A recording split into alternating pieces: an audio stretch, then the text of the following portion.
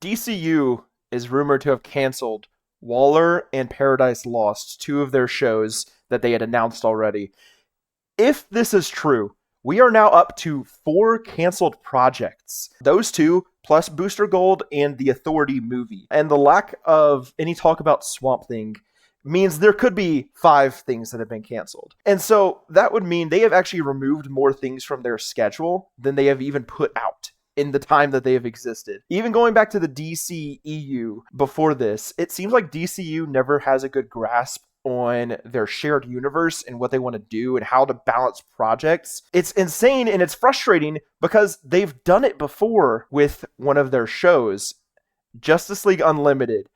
And let's look back at the greatest achievement, in my opinion, that DC has ever had on the screen. I love Justice League Unlimited. We're going to talk about it here and how amazing it is. Brother, how are you feeling? Brother, when we said it's time to talk about Justice League Unlimited, I was here for it. We grew up watching this show a little bit, and then I revisited it like 3 or 4 times as a man. This show is so good. It holds up incredibly well. For anybody who doesn't know, this was the conclusion to what started with the Batman animated series and then built into the Superman animated show, and then into the Justice League, and then what built up to Justice League Unlimited. So yeah, I have to agree with you.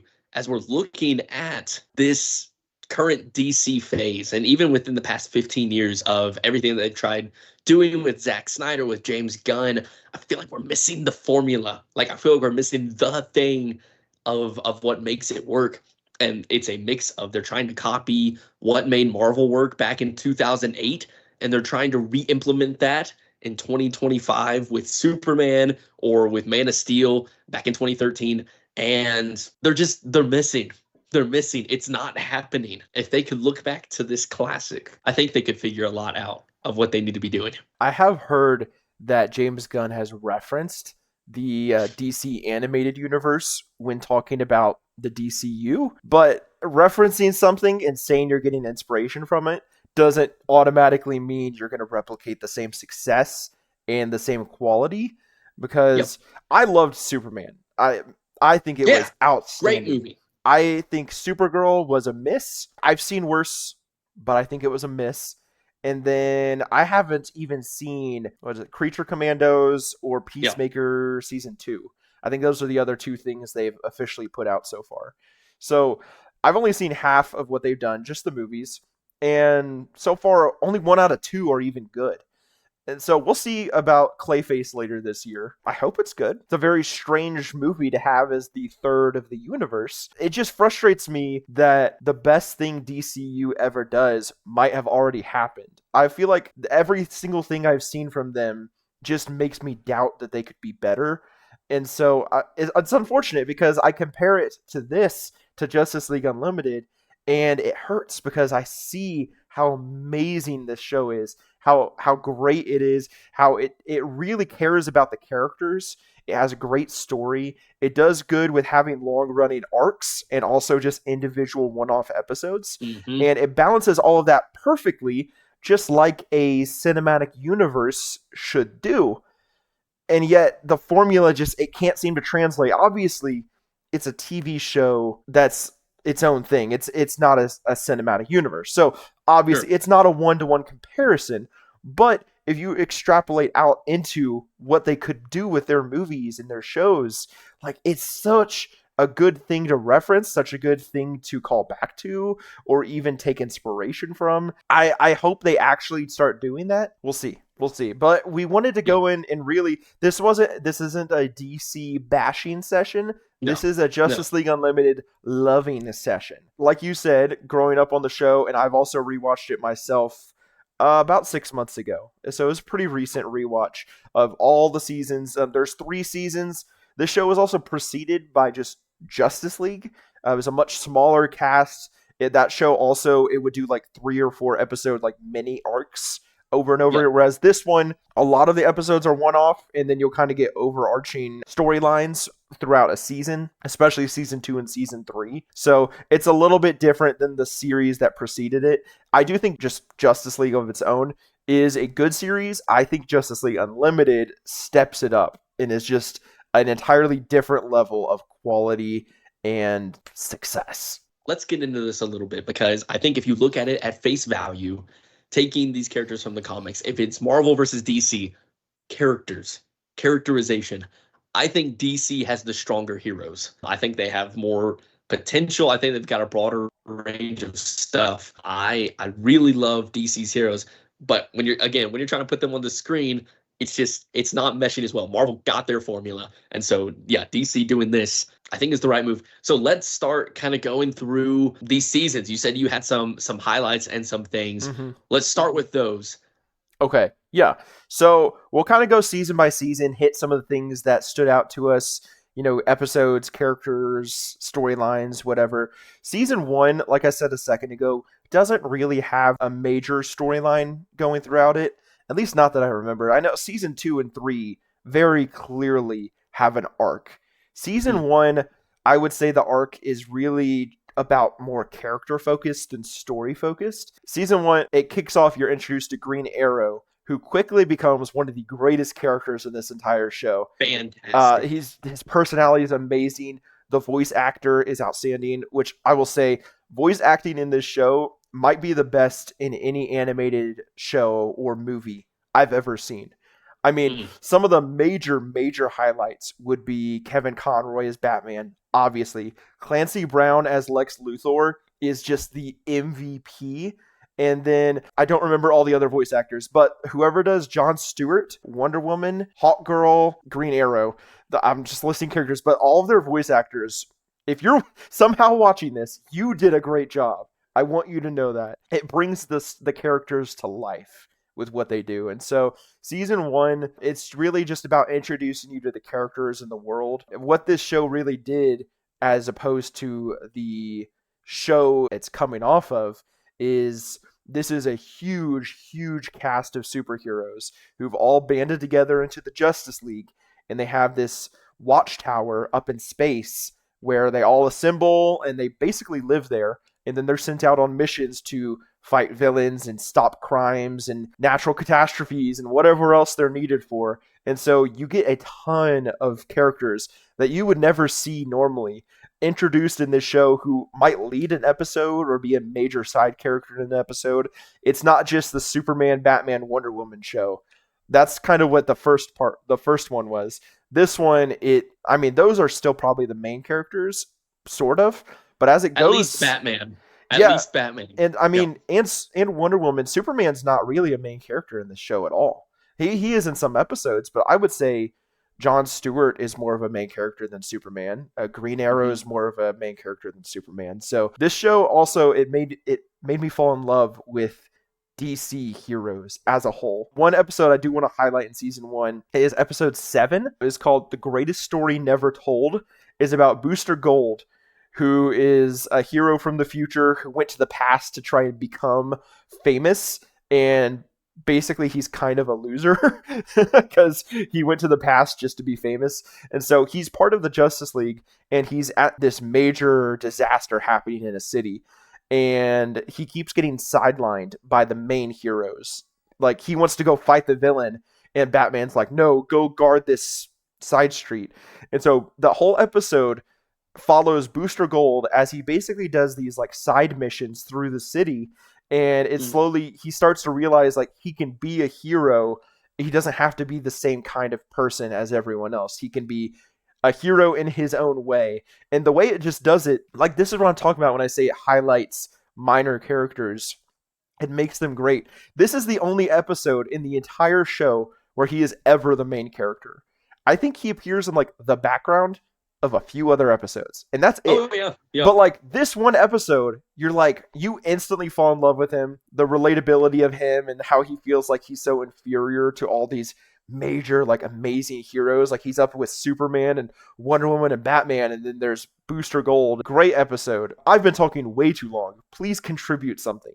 Let me contribute this. This show has my favorite theme song of all time. You're not wrong. So good. It is so good. When it kicks in at the beginning of every episode, it's like, let's go. It's an unskippable intro. It is an unskippable intro. That's right. Let's bring those back. One of my huge standouts of the show is Question. Again, obscure obscure heroes or whatever, but his whole thing is about solving all these mysteries, and he wears this mask, and you can't see his face and things like that. There is a lot of just great stuff as far as handling like mysteries. And again, they utilize Batman really well in this show without overusing him, and people like question and stuff like that. It keeps the spirit of something like the Batman animated show, which has your villain of the week, but it also has, a deeper plot to it. There's a lot to these episodes that isn't just like kids entertainment, that isn't just like, they're fun.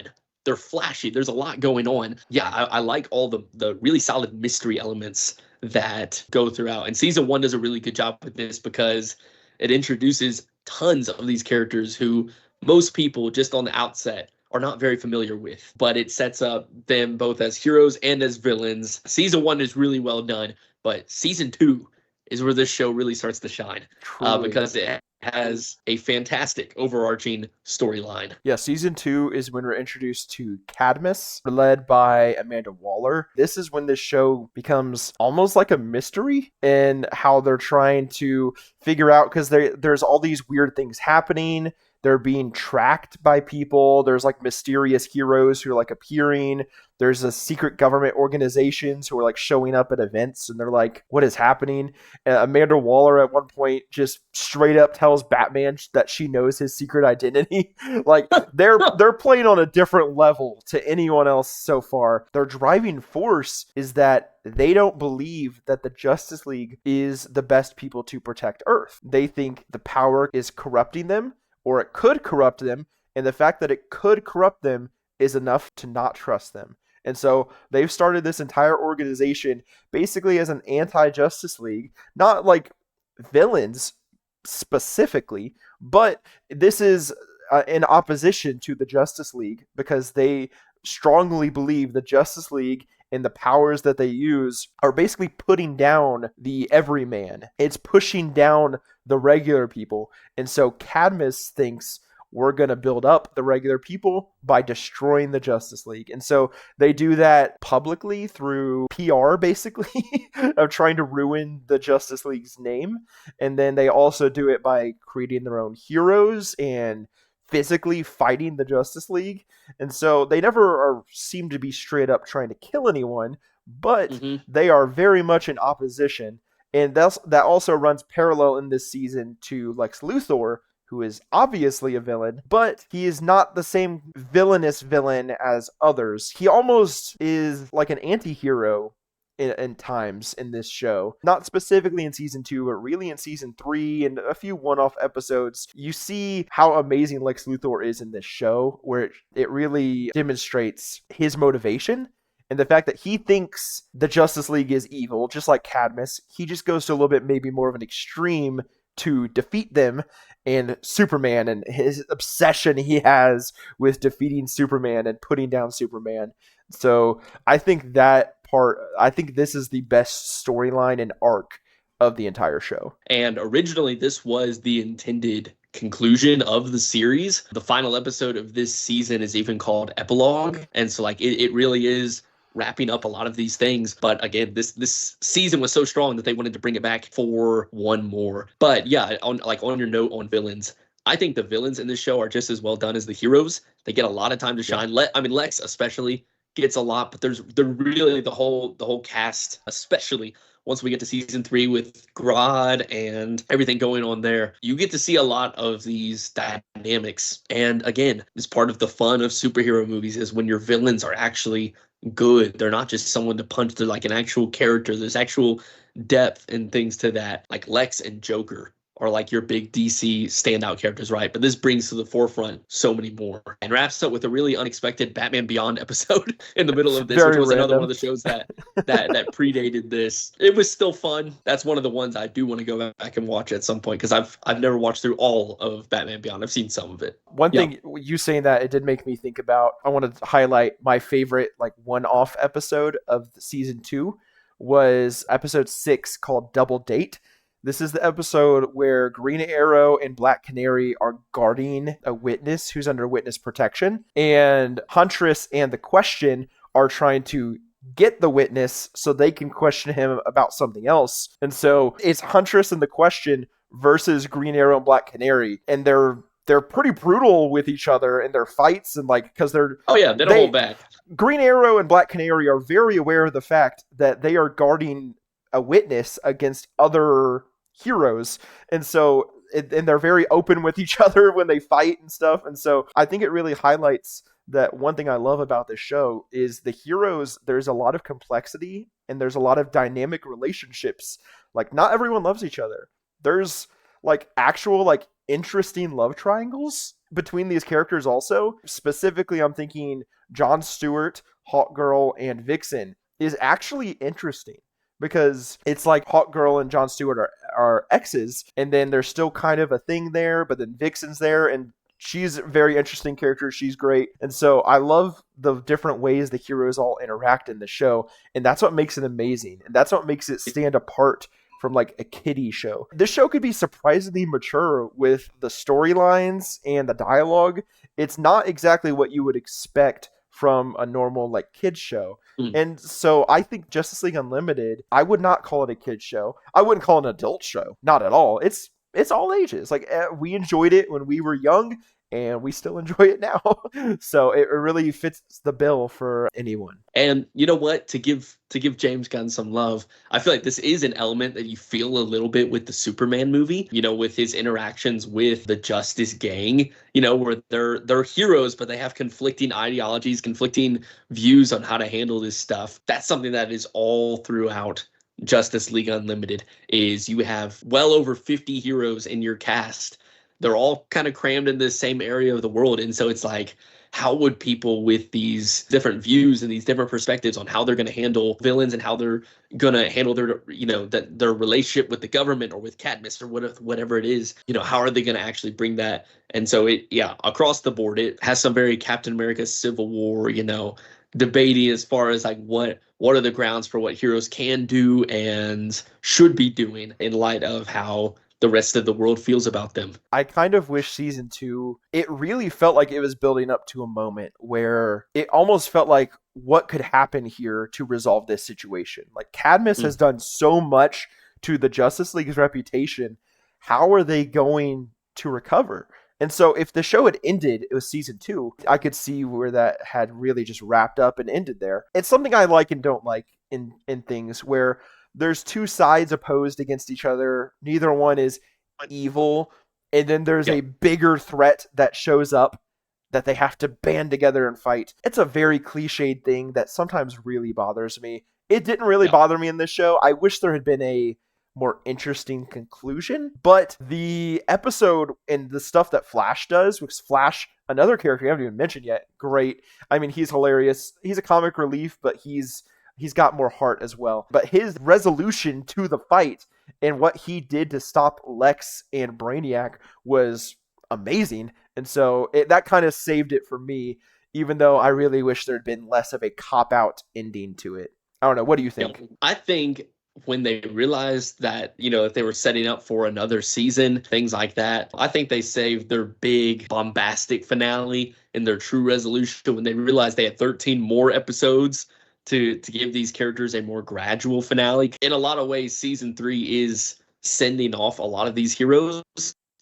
and kind of giving a more long form conclusion to the show. So, I mean, that being said, I think season 3 is my favorite of these 3. I think it has your most experimental episodes inside of it, and definitely is a lot of fun. Kind of give a little rundown of season 3. What's kind of the threat and things going on here? Yeah, season 3, we shipped from Cadmus to the Legion of Doom. We're introduced in the first episode of season 3 to Gorilla Grodd, who's assembling a group of villains to oppose the Justice League.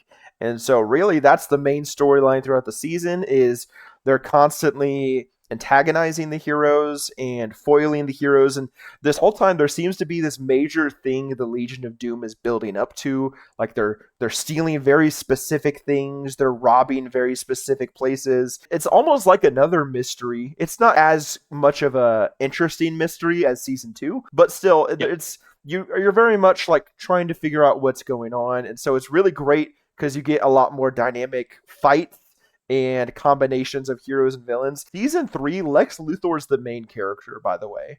Yes, Like, 100%. it's very strange that in Justice League Unlimited, you have an entire season where Lex Luthor is the main character, and he is killing it in this season. Every single like great episode involves him in some way. I love that they did that, and like I said earlier, Clancy Brown is just outstanding in this role. I love Clancy Brown. He's got a great voice and he's also great in live action. Just outstanding actor. So him as Lex Luthor and the story he's going through and the rivalry he ends up having with Gorilla Grodd, because these are both alpha males who they won't back down to the other, and so they are both very much opposed, and so I think that's great. There's a couple episodes I'd want to highlight, but you talk some stuff too. I'm thinking about just, again, this season takes the time with a lot more diverse characters. You do see a lot less of Batman and Superman and Wonder Woman in this season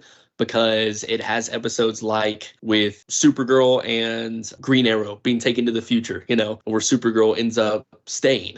You have, episodes like where they're taken back to Camelot, and it's like all these different heroes, and it's so anyway, it does a lot more, like I mentioned before, experimental, but it keeps the show feeling very fresh because it is giving these very segmented stories. It's giving you time, it feels like, to appreciate the character and then say goodbye. That's what I feel like a lot of this season does really well.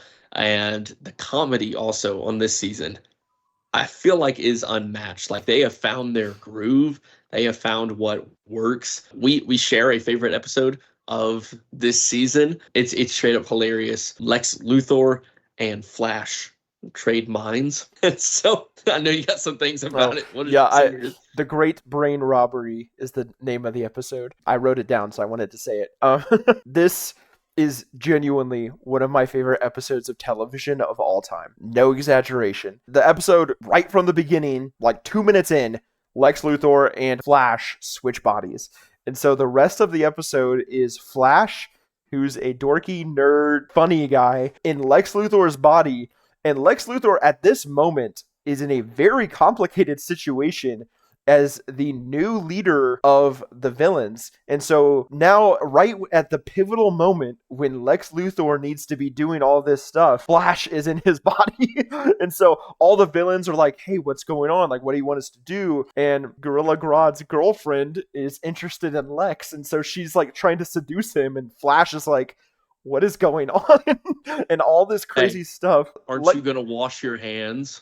The best moment of this episode by far, I'm completely spoiling it, it's the best part of the episode, is Flash in Lex Luthor's body is in like the bathroom of the evil villain lair, and he's trying to call the Justice League to be like, help, what's happening? And so he's doing all this and he hears one of the other villains come in, and so he comes out of the bathroom stall where he's been hiding, and he just starts walking out, and the villain, he's like, aren't you going to wash your hands?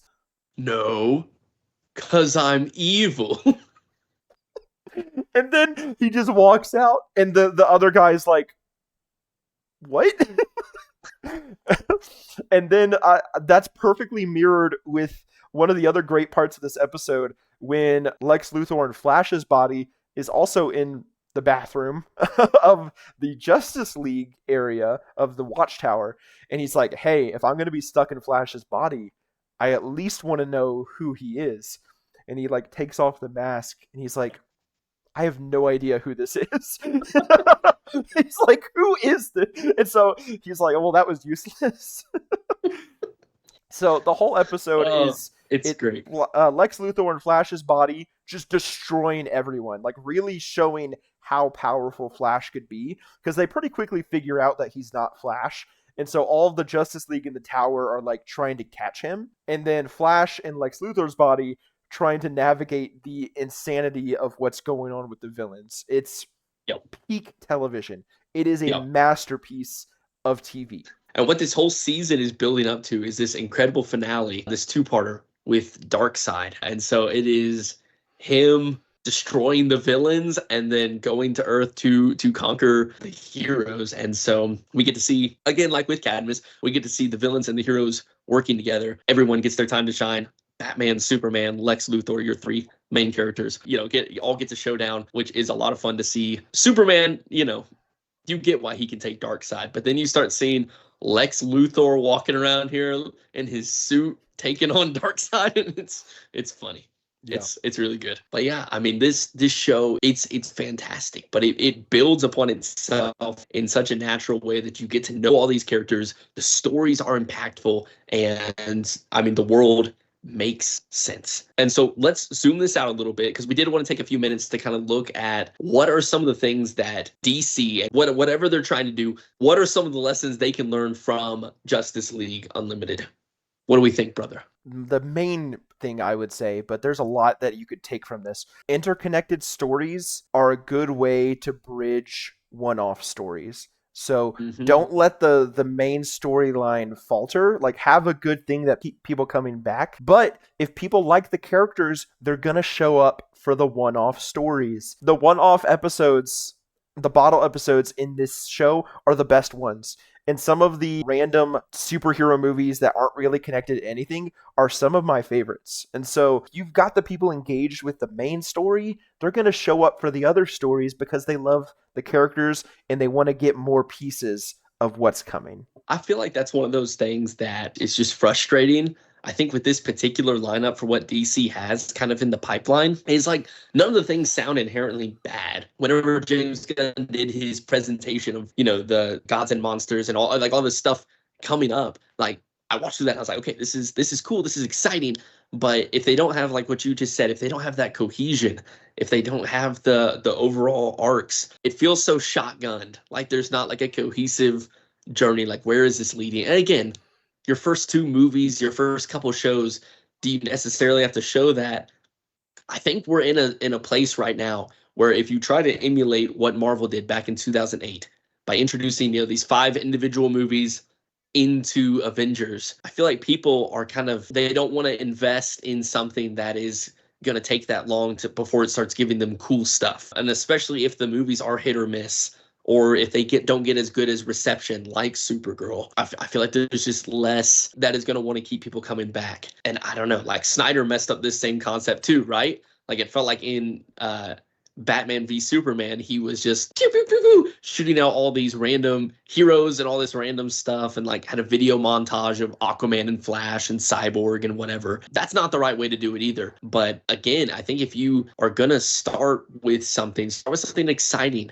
Keep your heroes coming around for every project. One of the things that made this series start is with all your small characters, you always have one of the Trinity inside of that package as well. Most of the time it was Batman, because let's be honest, everyone's favorite character in DC is Batman, or at least he's, top few. And so let's get Batman out here. Let's get like a likable Wonder Woman who's actually in some of this stuff. It seems like Gunn's at least consistent with Superman so far, but I think that's one of the things that would need to be, happening to get everyone excited. If all these heroes are around, put them in. It's not going to take away from someone else's movie. Look at Spider-Man Brand New Day for an example of how to have like all these peripheral filled out universe characters in a movie without taking away from the main character. That would be my thing, is like, let's get some more heroes in here. Let's not do the side projects until your main universe is established. I mean, that's a big thing about why I love Justice League Unlimited. Every character is great. Some are more great than others, but I love every single character that they choose to highlight in these episodes. That's what people love about Marvel. People love Thor. Even in Thor, The Dark World, and Thor, Love and Thunder, which are mostly garbage movies, he is still a character I enjoy. In Captain America, the First Avenger, he is still a character I enjoy, and he gets even better from there. And, Ant-Man, Quantumania, absolute slop of a movie. I still like Ant-Man as a character. Yeah. If they made a new Ant-Man movie, I would go see it because I like the character. Justice League Unlimited, I love the characters. Jon Stewart, Green Lantern, that's my Green Lantern. I don't care about Hal Jordan one bit. Give me Jon Stewart because of this show. This show made me love him and Hawkgirl and Lex Luthor and all these people that, Lex Luthor is a very famous character, but this show made me love him in a way that nothing else ever has. So just make me love the characters, and everything else is going to come with it, because I want to see them and other people will want to see them. And I hope Lanterns is amazing. It looks really good. I hope so. I I hope hope so. so. But that would be the other thing I would say as well, is just make characters I want to love. Perfect example. Supergirl in this show is really good. Really good. She is an interesting dynamic. She feels like so inferior to her brother. She's got like this rage almost, and she's been taken under the wing of Green Arrow, and she's got great relationships with people. She's awesome in this show. In her movie in the new DCU, she's just so bland and boring. Like, give me a good Supergirl. Why are we putting up with like the mid version of her? Like, it's just, I don't love the character in the movie. And so, like, if you can't even make me love the character in your second movie, that man, it doesn't give me a lot of faith. Yeah, I don't know. You know, and I think this is something people have acknowledged across the board because there's all this talk of superhero fatigue and stuff like this. People are just tired of lame movies. I mean, look at Spider-Man cracking, the most money ever made in a movie for a domestic opening, like, of all time. Like, that's a superhero movie. People are tired of superhero movies. Just stop making lame ones. You look at all these, you look at these stories, you look at what Justice League Unlimited did. Parcel out what works in there, adapt it to a movie formula, and make it happen. Make something that's exciting, that people want to go and see, that's an event, that's a big deal. That's like, man, you have to see this on the big screen. I feel like that's what DC's missing. It feels like we're at the point where unless it's a big movie, unless it's a group movie, unless it's whatever, it's like, it's skippable. I'll catch it later. That's not what I want. I want to see these in theaters, but if it's not exciting enough for me to feel like it's worth seeing, then I don't know. Leaves me a little conflicted. What I would say, if somehow someone from DC was watching this video, hello, actually do what you said you were going to do and take inspiration and take ideas and take the heart of Justice League Unlimited and the entire DC animated universe. Great collection of shows and movies. Seriously. And really take inspiration from it. Don't just say you're going to. And maybe you will. We're 2 movies in. But 1 out of 2? Like, come on, let's get this going. And so actually start taking inspiration. Every single person who's creatively involved in DCU right now should be sat down and marathon this entire show and then rewrite whatever you've been doing, because this is the blueprint. This is what it should be. There you go. I mean, that says it right there. That's exactly how I feel. You can tell I'm passionate about this subject. When you have something that works this much, it's confusing to see it then done poorly. You don't have to copy the mode model, whatever it is, but like, copy the themes, look at what made this work for television, in 2005, and then bring it to the screen. Well, this has been our talk about the Justice League Unlimited show and how we think it could be applied and the lessons that could be learned for the new DCU. We hope the DCU is great. We love those movies. We love the characters. So. We love it so much that we want to see it do well. So if you have any other thoughts about things, ideas you have for how DC could improve even more, or if you want to share in our love of Justice League Unlimited, let us know in the comments your thoughts and maybe your review, whatever else. We'll be very excited to hear from you as well. Anything else you want to close with before we go? Oh, sure. I didn't think about this, but this is crazy. What if they